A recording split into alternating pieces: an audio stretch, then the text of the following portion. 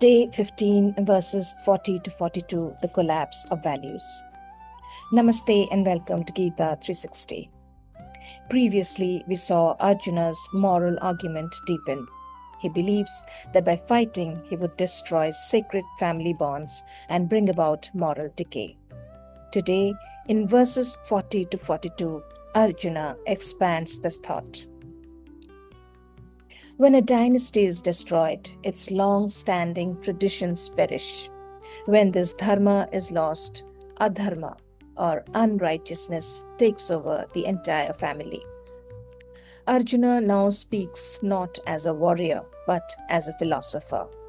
The elders of the family are responsible for maintaining age-old traditions, customs, ideals which they pass on to the next generations.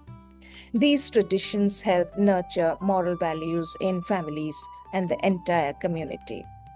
Arjuna rationalizes his inaction by talking about the long-term impact of the war, the collapse of this moral fabric.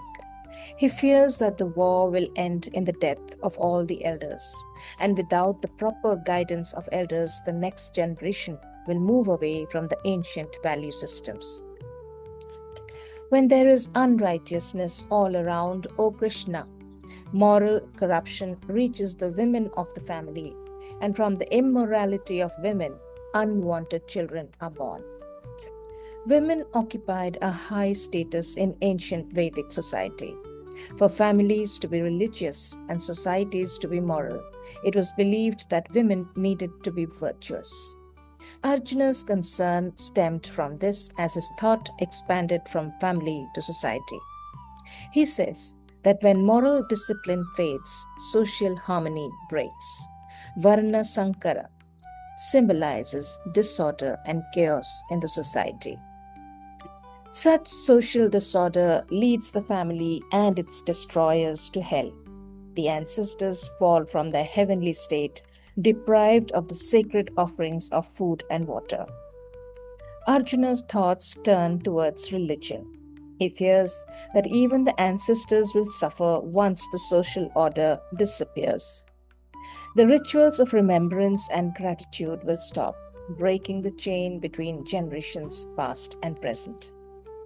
These three verses reveal Arjuna's deep anxiety, not just about war, but about the loss of continuity, the fear that his actions today might dishonor the sacrifices of those who came before him. But beneath that fear lies an important insight. His concern for Kuladharma, the duty to one's lineage, reflects the universal human longing for continuity, belonging, and legacy. These verses are not about ancient family structures alone. They are about what happens when the moral and emotional balance within us begins to break. Every system around us, families, offices, organizations, and governments operate on a code of conduct, a set of values. When dharma weakens, whether in a family, a workplace, or within one's own heart, when we stop acting with integrity, small cracks appear. Over time, these cracks become fractures we can no longer repair. But there's another layer here. Arjuna's anxiety is also born from a wish that goodness and belonging should not perish. And that longing exists in all of us.